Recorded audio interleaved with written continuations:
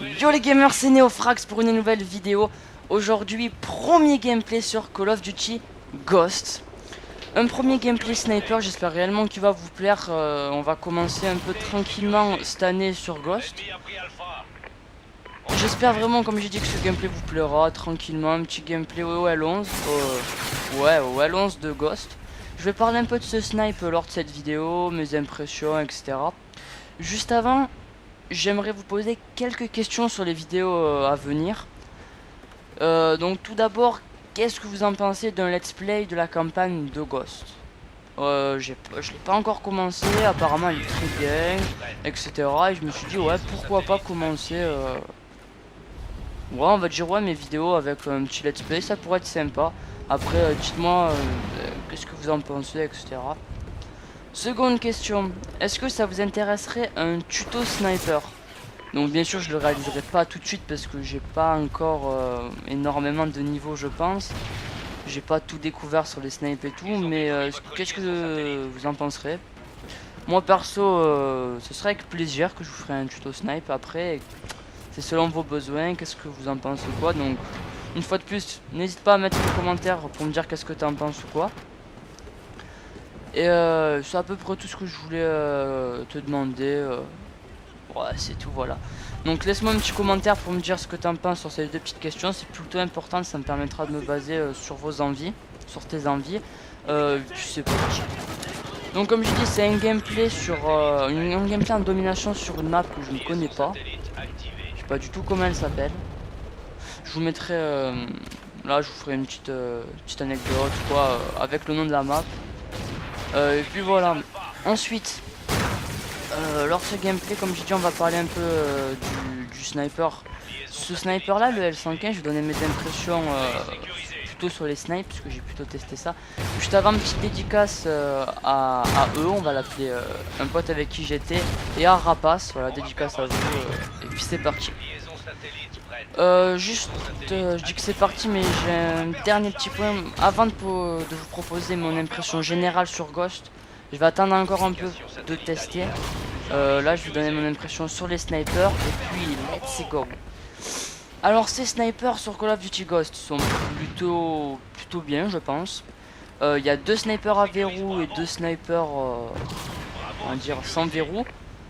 Donc à mon goût il y a trois catégories de snipers, comme je dis, les snipers à verrou, les snipers sans verrou et les snipers de pute. Donc on a ce sniper là, une sorte de L11 petit peu amélioré. On a l'USR, donc qui est donc un mélange entre l'intervention et le MSR, je pense, ça me fait bien penser aux deux. Et on a ensuite un barrette sans verrou et une espèce de Dragunov avec un silencieux intégré ou je ne sais pas quoi là. Ouais, gros sniper de pute, j'ai pas vraiment testé, j'ai plutôt testé l'USR et je suis là. Et puis voilà, tout simplement.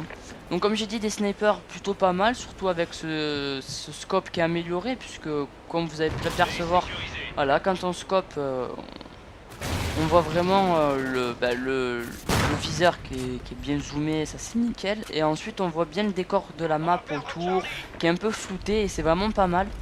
De plus, comme vous pouvez le remarquer là, hop, quand je scope, on voit toujours la mini-carte. Et ça c'est vraiment un très bon point je pense, moi ça me fait vraiment plaisir. Ça évite un peu de faire des cons, de se faire niquer facile ou quoi. Simplement, ouais, j'ai envie de vous dire. Ensuite, pour parler un peu des classes, là je vous afficherai ma classe vers le début de la vidéo. J'ai pas trop je pense vous faire si voilà, si vous êtes chaud pour le tuto sniper, je pense vraiment vous faire un point complet sur les atouts à utiliser quoi, parce qu'il y a pas mal d'atouts, 35 il me semble, c'est plutôt pas mal, surtout pour snipe, ça permet de faire plein de combis et tout, c'est vraiment excellent. Seul point que je peux vous conseiller, c'est vraiment mettre détermination, l'atout que j'ai, parce que franchement au début c'est assez galère de faire des séries sans déconner, les déplacements sont pas les mêmes, je vais en parler dans cette vidéo, et c'est vraiment ouais, hard de jouer au snipe sur ce Call of, donc je pense que détermination, un kill de moins pour avoir nos séries c'est vraiment pas mal, puis tout simplement. Donc comme j'ai dit, je parlerai un peu de ce sniper. Ce sniper, et dans l'ensemble, comme j'ai dit, c'est un L11 amélioré, puisque il one shot au-dessus du genou. Bon, c'est ce qui est écrit, mais bon, ça arrive de faire quand même quelques petites marqueurs dans le buste ou quoi. Mais sinon, en général, il y a beaucoup de one shot. Je crois pas avoir fait pour l'instant de petites marqueurs. Donc, tout simplement. Je vais pas m'attarder plus sur le snipe. Je pense peut-être vous mettre la description du sniper. Là, à peu près maintenant quand j'en parle. Puisque, ouais, j'ai pris le temps de lire les descriptions des snipers ou quoi. Et ça peut être sympa. Je l'avais jamais fait avant. Donc, ouais, je vous la mettrai tout simplement. Ensuite, on va vraiment parler des déplacements sur Skolov parce que je trouve que c'est vraiment pas les mêmes. Faut savoir, donc on a plus l'aide à la visée. Donc pour arriver à placer des quicks ou quoi, bah, c'est le talent qui fait la différence. Je me vante pas d'être un PGM ou quoi, mais bon. Si on arrive à faire des petites shots au snipe, j'arrive quand même à faire quelques kills ou quoi. C'est vraiment le talent, c'est juste ça. Mais bon, c'est réciproque. C'est vrai que question mitraillette, c'est plus dur aussi pour eux. Mais on a moins de vie. Donc au final, c'est un peu, on va dire, c'est un peu nous qu'on se fait niquer dans l'histoire, c'est les snipers. Puisque les mitraillettes sont plutôt... Ouais, il n'y a pas trop de points négatifs puisque la vie est réduite. Mais la difficulté est augmentée à cause de l'aide à la visée qui n'est plus présente sur Skolov. Et nous, au final, il n'y a pas de gros changements. Il y a juste qu'on a plus l'aide à la visée, donc c'est vraiment plus galère de jouer sniper. C'est pour ça que je vous conseille d'avoir détermination. Pour mes déplacements, moi perso, je me déplace énormément à head glitch. Head glitch, c'est quoi? C'est voilà, par exemple, vous vous cachez derrière un tonneau ou quoi.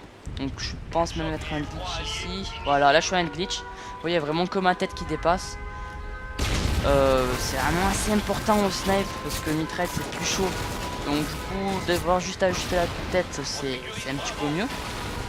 Ensuite, vraiment faites beaucoup des spots, comme ici par exemple. Vous voyez, je vais beaucoup, on va dire à des points de camp. Ne campez pas, sinon c'est pas très intéressant, mais ouais, c'est sûr que juste histoire de, ouais, d'avoir quelques scores streak ou quoi pour nous aider. Après, moi en général, ce que je fais, ce que j'ai fait dans ce gameplay, j'essaye un peu de tempo, un peu de rester à distance, histoire d'avoir quand même mes killstreaks pour faire un minimum de kills. Et après, une fois que je les ai, c'est parti, je me tape un bon petit rush en quickscope et tout, et ça fait toujours du bien. C'est ce que je vais faire dans cette vidéo. Et puis voilà, donc c'est vraiment, je pense, le plus important au snipe. Alors là, franchement, j'ai pas compris ce qui s'est passé, j'ai lancé un cut, il est pas mort. C'est pas grave, tranquille. Donc vous voyez, là je suis encore un petit spot. Un spot plutôt connu, que je peux vraiment vous conseiller. Ça passe crème, tranquille.